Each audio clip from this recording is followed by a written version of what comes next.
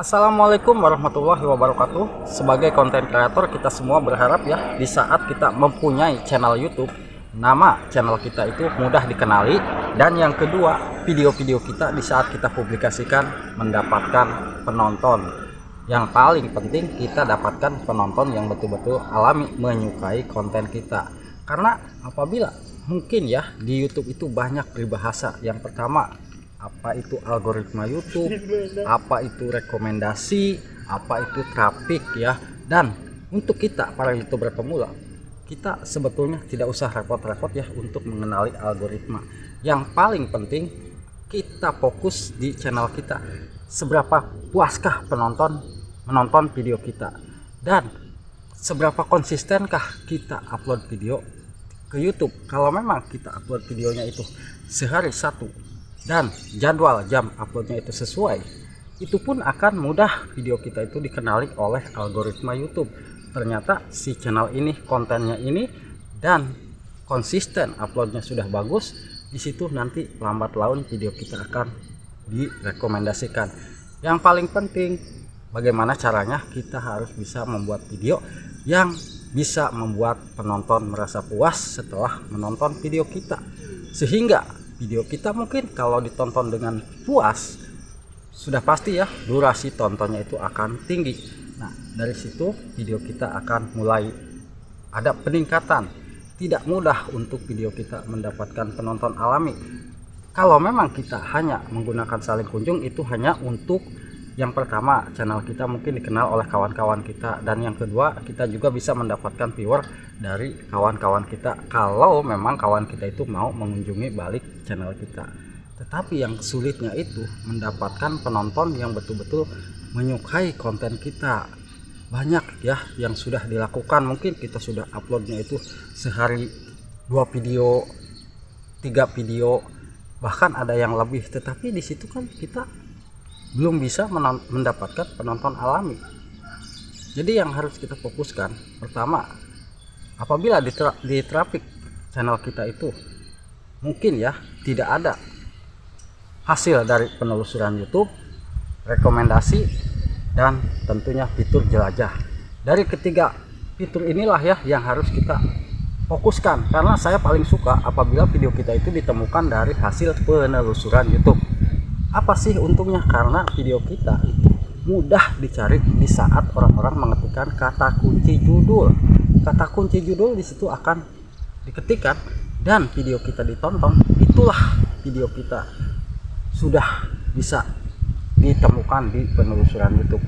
Kalau rekomendasi, mungkin rekomendasi itu kalau memang ada channel besar, mungkin yang satu tema dengan konten kita dan konten tersebut ditonton, ternyata sehabis menonton channel besar, di situ kita videonya muncul di bawahnya. Nah, lalu mereka menonton video kita. Tapi itu pun harus bisa video kita itu ditonton dengan secara puas. Terkadang percuma kalau video kita direkomendasikan setelah muncul video channel besar, lalu di situ muncul video kita, tetapi justru mereka hanya mengklik lalu melewati lagi video tersebut, tidak ditonton dengan durasi yang bagus ya, sehingga video kita itu gagal untuk direkomendasikan ke depannya. Nah, yang pertama yang harus kita perbaiki mungkin metadata. Metadata itu sudah bisa dipahami ya tentang apa sih itu metadata. Metadata adalah judul, thumbnail, dan deskripsi. Tetapi dari ketiga hal ini mungkin sahabat semua sudah melakukan ya, sudah memperbaiki judul, thumbnail, dan deskripsi, tetapi masih saja banyak juga yang mengeluhkan sampai saat ini kok penontonnya masih sepi. Kalau memang kita berjuang menjadi seorang konten kreator, kita jangan sampai lengah. Apa sih sebetulnya yang sedang ramai di YouTube, apa sih sebetulnya yang memang sedang ramai di pencarian YouTube. Dan mungkin kalau konten kita masak, dan mungkin kalau konten kita tentang ngevlog, dan juga konten-konten yang lainnya. Kalau masak, mungkin masak kita itu jangan sampai membuat konten masak yang memang masakan tersebut sudah banyak yang membuat dan yang mudah untuk dipahami ya. Jangan sampai ini mah kontennya cuma masakan yang tidak asing lagi. Nah, dari situ kan jarang orang mengetikkan kata kunci judul masakan yang mungkin masak tersebut sangat mudah. Tetapi kalau di situ kita membuat konten masak dan ternyata ide kita konten masaknya itu baru nih, konten masakan yang unik, yang aneh, tetapi hasilnya bisa enak, dan dari situlah orang-orang sempat merasa bingung, kok cuma bahan seperti ini hasil masakannya kok bisa senikmat ini. Nah, siapa tahu kalau kita mau membuat konten-konten seperti itu, lambat laun video kita dan ya mendapatkan rekomendasi dan akan mendapatkan penonton alami. Karena yang saya perhatikan ya, untuk konten masak apa sih yang tidak ada di YouTube ya, konten masak apa saja ada, tetapi di sini kita harus jeli sendiri. Sebagai konten masak kita harus sering menonton konten-konten tentang masakan, tetapi yang mungkin lagi rame nih apa sih. Nah, dari situ kita bisa membuat dengan kita sendiri ya, memodifikasinya. Jangan sampai kita tidak memodifikasi sehingga penonton tersebut jenuh melihat video kita. Oh, ternyata ini saya sudah menonton video ini dan isi kontennya kok hampir mirip. Nah, dari situ mungkin penonton akan merasa kecewa. Kita harus bisa memodifikasi cara berbicaranya, cara membuat masakannya. Begitu pula tentang konten ngevlog. Di saat konten ngevlog nih, ada kejadian-kejadian yang mungkin kejadian tersebut lagi viral atau lagi rame, kita bisa sendiri yang membuat videonya.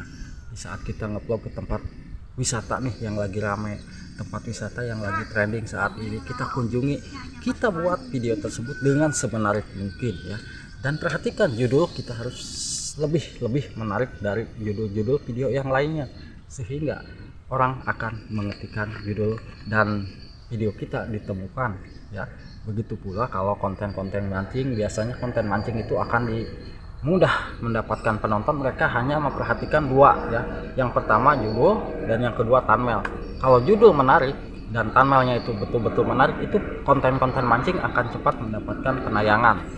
Nah, begitu pula tentang tutorial juga sama ya. Begitu melihat thumbnail dan melihat judul, mereka akan mengklik, video akan mendapatkan penayangan, tapi dengan satu syarat, judul dan thumbnail jangan sampai clickbait dengan isi kontennya. Isi kontennya tidak sesuai, mereka akan kecewa dan video kita tidak akan mendapatkan penonton lagi. Mungkin mereka akan meninggalkan, bahkan tidak mau subscribe ke channel kita ya. Nah, kembali ke awal, untuk algoritma YouTube, kita di sini tidak usah repot-repot ya untuk mengenali, untuk mempelajari algoritma YouTube, karena algoritma YouTube itu nanti akan berjalan datang sendiri dan kita pun akan tahu sendiri nantinya. Yang pertama, seberapa konsisten kita itu upload ke YouTube-nya, dan yang kedua, seberapa menarikkah video kita, dan yang ketiga tentunya seberapa puaskah penonton melihat atau menonton video kita. Jangan sampai kita sudah berjuang untuk mengejar apa itu algoritma, kita sudah upload video sehari 2, sehari 3, yang penting kita asal punya video, itu pun akan sulit ya mendapatkan penonton yang alami.